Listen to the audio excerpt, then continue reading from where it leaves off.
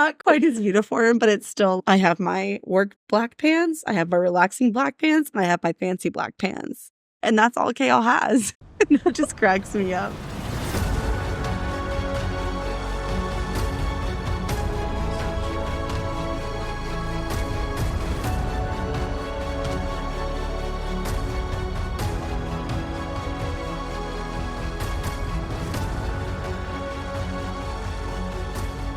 Hi everyone! Welcome back to the Booked on Fantasy podcast. We, Addison and Lorraine, are two best friends who explore the wonderful world of fantasy through books, shows, and movies, but with a heavy emphasis on books.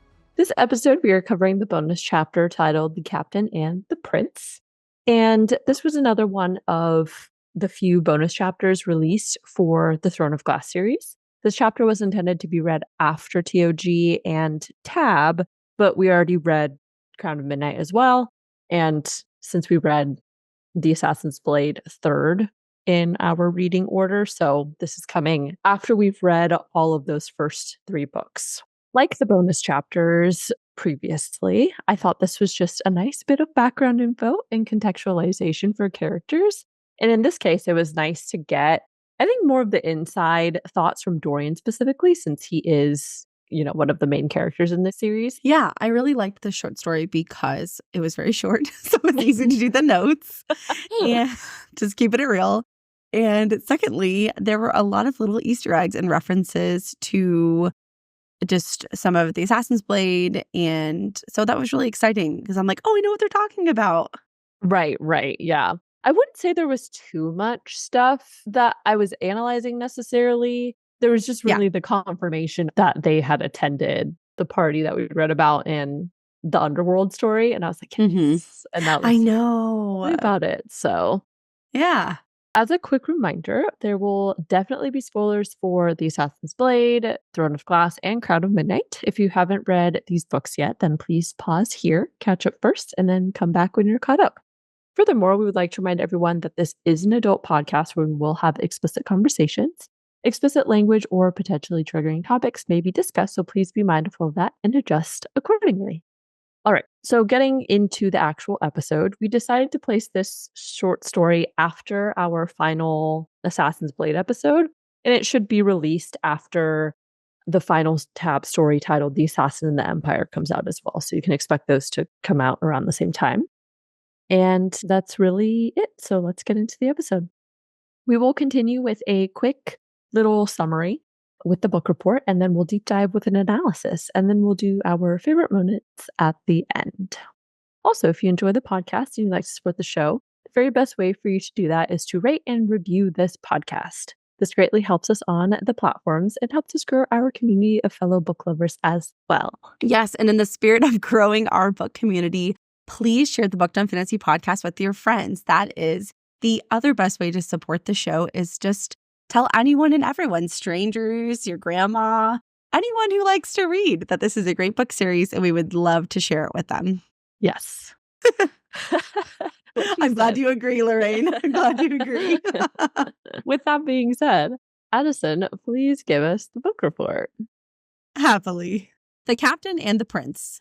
It's the height of summer in Rifthold and it's hot as hell. Dorian, our darling prince, and Chaol, our big tough guy, are hanging out in Dorian's room in the glass castle. Dorian contemplates the recent contest his father had decided to host, while Chaol stares at some boring report or whatever papers Chaol likes to pretend to read. Chaol and Dorian discuss the upcoming champions contest, more specifically who Dorian will pick as his champion. An angry Dorian says he thinks the whole thing is ridiculous to start with and doesn't want to pick a champion. But as always, Chaol reminds him that it's better for him to play the king's game and tread cautiously when defying him. Chaol makes some suggestions on who Dorian could select, but they're all just too ordinary, and they aren't pretty to look at either. And if he's going to participate in this ridiculous charade, then he may as well try and win. Dorian suggests Celaena Sardothian, Adarlan's assassin, and although she was recently incarcerated and sentenced to 9 lives worth of labor in the harsh salt mines of Endovier, she's probably still the best. Chaol tries to pump the brakes on that hard, but Dorian insists. Chaol finally agrees to go, but only if Dorian agrees to some terms and conditions. Dorian finds most of them palatable, but insists the final decision on whether to use Celaena as a champion has to be a decision they make together. Chaol begrudgingly agrees, and the two begin making plans, to head to the salt mines of Endovir. I know. They picked Celaena. What? Spoilers, Lorene, spoilers. Oh my gosh. All right. Well, thank you for the book report. And now let's get into the analysis. Yes, let's. So before we begin, I have a couple things I want to add at the top of the episode very quickly. The first is we will link this in the episode description. For those of you that listen to the other bonus chapters, the assassin and the princess and the assassin and the captain, you've already heard this precursor, but it's on a webpage and it's a little hard to find. Down at the bottom, there's like a white box with a tiny little blue hyperlink. That's where the story is. So I promise it's on there. Lorraine and I had many struggles trying to locate it, but we did eventually find it. So I just wanted to let you guys know so you're not struggle busting like we were. And then secondly, be sure to listen to our other bonus scene episodes. At this point, we are all caught up chronologically with bonus episodes. There is going to be one for Heir of Fire, I think around chapter 45-ish, but we'll give you a heads up when we get there. But yeah, go check out the other ones if you haven't listened already. And next, I want to talk about just kind of my initial thought about this scene, short story, whatever you want to call it. I liked it a lot. It's pretty short, even compared to the other ones. But I did think that it did a good job showcasing the dynamics between Chaol and Dorian. And I did like that there was some fun Easter eggs in this scene, which we'll talk about when we get there. Yeah, I agree. I think, again, it's nice to see one-on-one interactions with characters. Yes. That, especially that you don't get a ton of. Because honestly, throughout Throne of Glass, Celaena's the main character. So any other characters that you have, typically they're interacting with her one-on-one. But we, again, don't see very much of Chaol and Dorian necessarily conversing with each other in TOG or Con. Yeah. I mean, really, it's them talking about Celaena. So it's nice to see them in a world before Celaena exists because we know from TOG and Con, they have a really close relationship. They've literally been friends since they were children. So it is nice to see them have a friendly conversation before Celaena Sardothian enters the chat. Yeah, definitely. And then last, Lorraine mentioned this at the top of the episode, but I just want to make sure just in case. So chronologically in the timeline, it's mid to end of summer. It's a 2-week journey to Endovir. And remember, they pick up Celaena right at the beginning of fall. And book-wise, that means it's been 1 year since the end of Tab. And this scene takes place roughly 3-4 weeks before the start of TOG. So when you're reading, for our sake, we did Throne of Glass, Calm, Tab. And this follows chronologically a year after the final story of Tab, if that makes sense. So if you're just starting TOG and somehow you came to this episode, you can listen to this one first and then start TOG if you want, and it won't really spoil anything. Yes, yeah, that's a good point. All right. So we start off with Dorian overlooking the rooftops of Rifthold. He reflects on the rainstorm gathering in the clouds that was sure to bring relief from the heat and stench of the city after weeks of unbearable heat, which also made council meetings quite miserable as well. He turns around to face Chaol, who asks him about his decision regarding the contest the King of Adarlan was hosting. Dorian notes that Chaol sounded worried and that he was always worrying. He goes on to respond that he found the contest absurd, a waste of gold, a waste of time, a waste of men's lives, and doesn't understand why he wants a champion considering how many shady people he likely has working for him already. Ooh, okay. Yes, exactly. Hot takes from Dorian. Right? And specifically in relation to Chaol always worrying, I actually really like the quote I have written down here. It says, Chaol was always worrying, even if he rarely showed it. No, even in the heat, Chaol was still wearing his black uniform, still looking crisp and alert and ready to face any threat. And I wrote, LOL, some things never change, because that is just so Chaol to a T. And so it's just funny, like, no matter where we are in the timeline, Chaol's just this buttoned up, like ready to attack. Even at Leifer Bardingale's party, he was like on high alert. Chaol would make the perfect Secret Service agent. I am convinced of that. That's so he true. would be amazing. He's always quite literally worrying about everything. So anyways. I know. Chaol advises him that the other council members have already picked their champions and that if he doesn't participate, it would signal the wrong message. Dorian reflects on how Chaol was well aware of his rocky relationship with his father, the king, and that it was getting harder and harder for him to submit to him. He thinks about the rebel movements and the labor camps of Calcula, and in Dovier. Though he didn't support the rebels, he wonders if he was just as much a slave to the crown as the rest of the continent. So this was a pretty big theme for Dorian, particularly in TOG. Well, actually, all throughout TOG and Crown of Midnight, right? I think he felt very, what's the word that I'm looking for? Really boxed in and trapped. Yeah. Mm-hmm. And he hated that he had to put on a front and play this role as the crown prince, and how he had all these responsibilities and duties that he had to perform that he really didn't want to. So this fits with that theme for him. Yeah. And it's interesting, I think, to see the transition, like how we are, back in the timeline, we have TOG, and then by the end of Crown of Midnight and stuff, I think Dorian's getting to a point where he's starting to worry for himself again, just because we learn that he has magic, and this is a huge problem for him because of the king and how the king really opposes magic and everything. No, I had that exact same quote pointed out, and I'm really glad you pointed that out, because when we think about Dorian's character, especially as we progress through the series, Dorian is basically a prisoner of his father's court. Mm-hmm. Obviously, his plight is nowhere near as horrific as the people in Dorian and Chaol, but he is still prisoner, pawn. He's really trapped. He doesn't really have a lot of options. He can't really escape. He's too recognizable, not to mention the king has magic and stuff, would probably be able to find him. Mm-hmm. He can't be too defiant because, honestly, I wouldn't put it past the king to actually imprison him and or actually kill him. Or, which of course, I'm not sure Dorian fully realizes this, but we as readers do, the king certainly has magical ways to manipulate Dorian to his will, even in ways Dorian doesn't know he's trapped without realizing it, And right. So, yeah, I don't know. I just thought that was an interesting character note for Dorian that seems to be really highlighted in this particular part of the scene. I agree. Mm-hmm. Dorian decides if he had to play, then he was going to win the competition. So Chaol offers up some names from a list he had compiled, but Dorian refuses all of them, stating they're too ordinary. We can't have that. Never. Yeah, only the best. Dorian paces back to the window where he thinks about his last night out in Rifthold, which had been about a year ago. He had attended a lavish party where wealthy rebels from Melisande, the finest Adarlanian courtesans, and a mix of thieves, mercenaries, and Arab and Hommel's notorious assassins had attended as well. Though he hadn't been recognized thanks to the mask they wore, he wonders who he may have danced or clinked glasses with while there. And obviously this was like my favorite little reference here, because we speculated, if you guys listened to our Underworld episode for the Assassin's Blade already, then we were like, oh my god, that has to be Dorian, it has to be Chaol. Like, there's just no way that it wasn't. We got the sapphire eyes, Chaol's golden eyes, Chaol being all protective mode, yes, Dorian's grinning. There was just too many references to things, to like physical mannerisms and physical features that they both have. Yes. That we were like, okay, this is for sure them.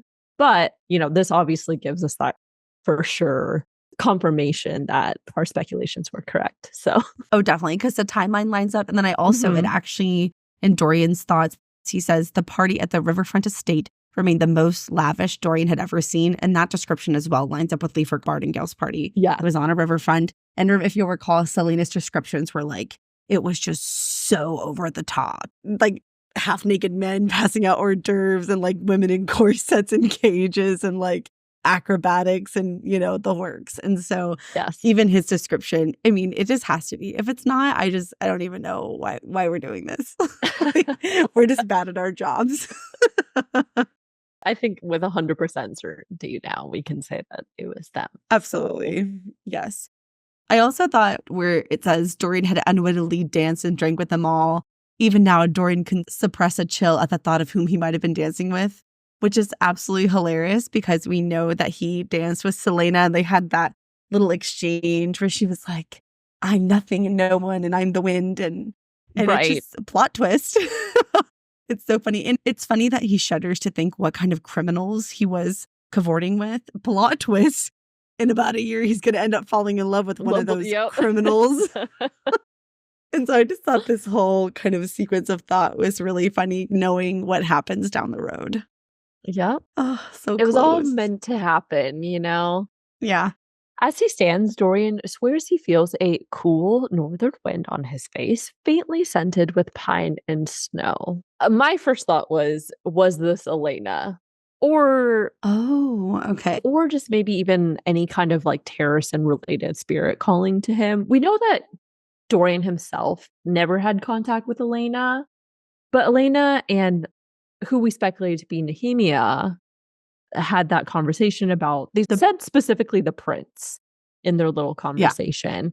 And so it could be that, I don't know, it could just be a separate northern Terrace related spirit, but in either case, it's like this call that both Celaena and Dorian are heavily involved in whatever is planned, this fate or whatever is going on, I think. Oh, absolutely. It's definitely a call out to Terracin, especially the pine and snow scent.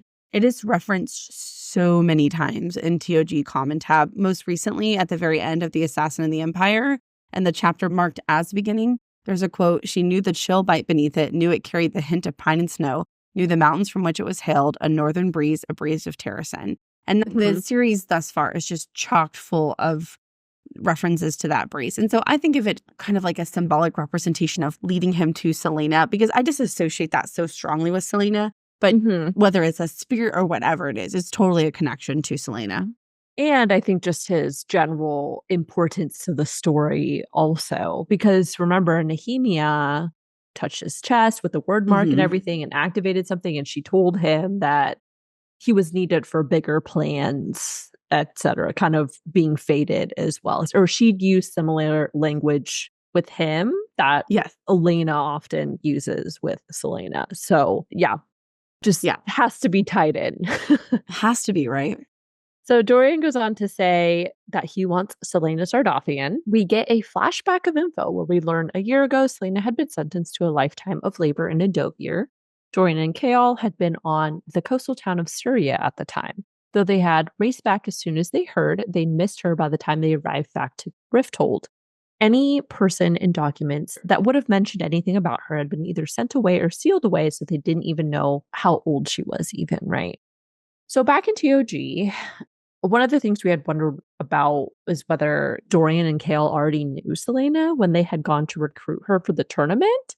And I think this would confirm that they knew of her and they knew her by name, but they had no idea what she looked like or how old she was. They had no other demographic information about her. Yeah, I think they knew what everyone else knew, which was that her name was Celaena Sardothian and she was female. But nobody, even the king, was surprised at her age. And remember, at the end of Empire, the guards were like, there's no way that's her. She's way too young. It's probably some simple girl they snatched to take the blame. So I think you're right. I really don't think they have any information. And actually, I thought just kind of a nice parallel at the end of The Assassin of the Empire when Sam and Celaena are at the Black Signet Tavern. I think that's the right part of the story. But Celaena mentions she overhears patrons of the tavern talking about the prince and how he was on the coast of Surya. Oh, yeah. So just a nice little parallel that kind of ties the timeline of those two stories together. And then again, this was a question we had posed. Yes, why? At the end of Empire, the final part of Tab as well, but it remains to be a large question and applies here as well because Dorian and Chaol mentioned this themselves. But, obviously we want to know why the king is keeping her identity a secret. It just doesn't make a difference at this point because she's been captured. If anything, it seems like it'd be advantageous for him to tell people who she was so she couldn't continue on as an assassin in Rifthold were she ever to kick out or whatever. So I don't know. Again, it's just one of those weird things where we're like, what the hell is the king doing? What's his game plan with Celaena here? And like, why was her identity such a secretive thing for him? Well, and I mean, Dorian, I think, has the same question because he even says, your guess is as good as mine. Maybe whoever, whatever she is, threatens him or undermines him in some way, which is so funny because in my opinion, that has some double meaning that, of course, Dorian couldn't know. Number one, it probably would be embarrassing if Adarlan's assassin was a 17-year-old girl. And secondly, her actual true identity as Aelin Galathinius is definitely a threat. And so there's some double meaning to Dorian's words. Of course, he doesn't know that. But I thought that was kind of interesting because you could read it either way. Right. she's the single biggest threat to Adarlan. Yes. Like, literally ever. So Literally ever. Chaol seems alarmed and wary of this decision and tries to dissuade him from choosing her as Dorian's champion, stating, "She's been in Endovir for a year, Dorian. I doubt she's much to look at. In fact, she's probably dead."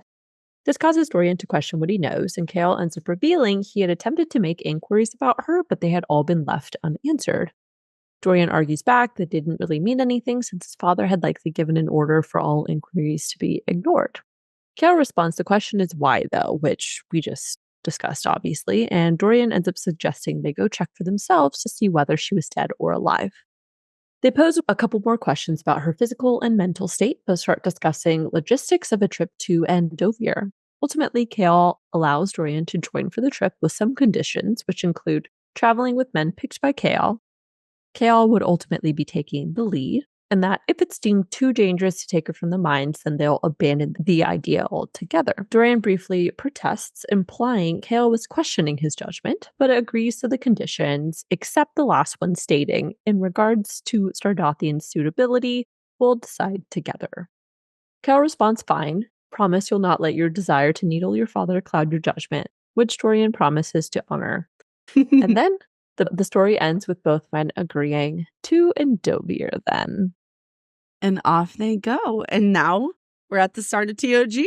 Yeah, I think overall, as we stated, it was interesting. And I think it helped confirm a couple details from the past, but it provides a little bit of insight into their relationship as well. Chaol's always been cautious and protective and dedicated to his job in protecting Dorian, while Dorian has always aspired to spite his father and get outside the castle and experience other things. So, yeah, exactly. Pretty much. I think it's just a nice bridge between where we leave off in Tab and the beginning of TOG and what led Dorian and Chaol to where they end up in Endovir. And so, yeah, nice we have it and hooray for us. That's all all right. So that rounds out our analysis. And now we just have our favorite moments to share. So, Addison, what were your favorite moments from this little short story? So I only had 2 because it was so short. But I like when Dorian is thinking about just how overprotective his whole existence is. And the quote is, Dorian rolled his eyes. He might as well be living in the royal nursery. Which I thought was kind of funny. That's just such a common trope. You know, royal prince or princess feels so suffocated and they just want to be able to run free with abandon. And it's like, you got responsibilities. So sorry. And, and then, I know I said this earlier, but I really like Chaol was always wearing, even if he rarely showed it. No, even in the heat, Chaol was still wearing his black uniform, still looking crisp and alert and ready to face any threat.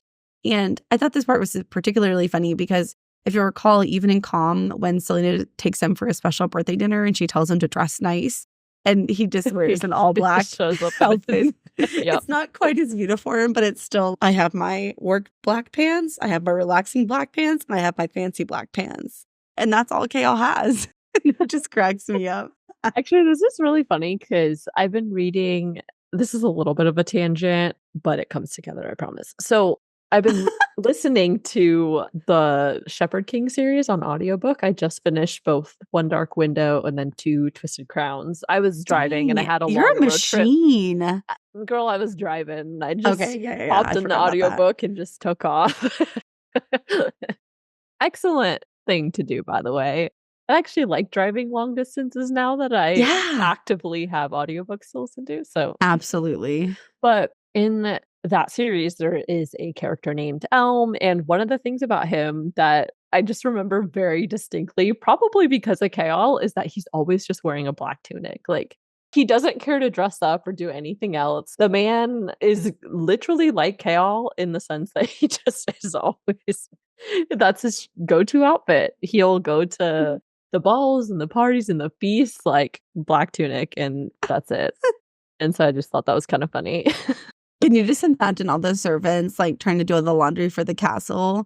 And they like have this really complicated system to keep it organized, but they're like, oh, if it's black, it's Chaol's.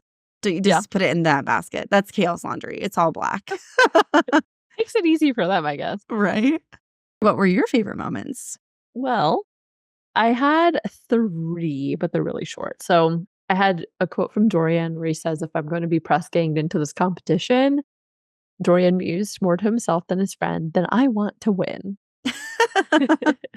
A winner's attitude. I like that. And then I like the little reference to with the pine and the snow. I like that quote where it says, heartbeat, Dorian could have sworn he felt a cool northern wind on his face, faintly scented with pine and snow. Just because we know Dorian is fated and necessary to the story in a bigger way. We haven't uncovered everything yet, but yeah, he definitely is. And then the last one was a quote from Chaol where he says, promise you'll not let your desire to needle your father cloud your judgment. And Dorian goes, I wouldn't. And then Chaol gives him a pointed look.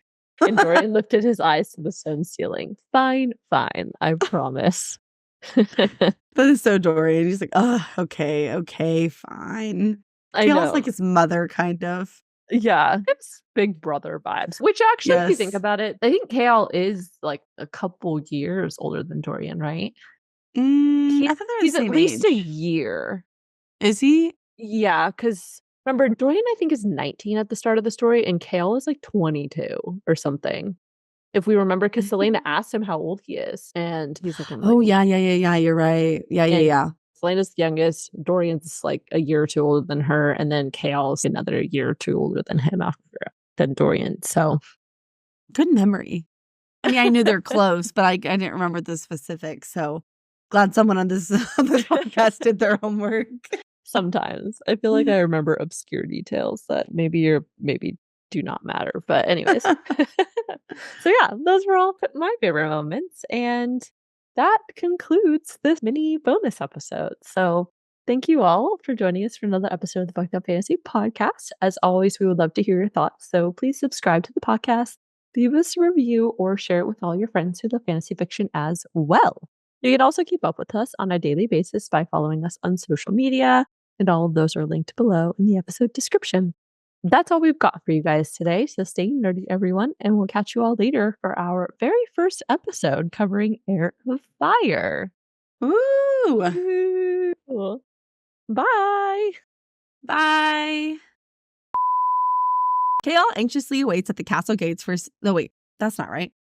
Whoops! That is the wrong short story. Oops. Dorian suggests Celaena Sardathian Adarlan's. Dorian... Oh my god. Okay. Oops, I accidentally muted myself. Okay.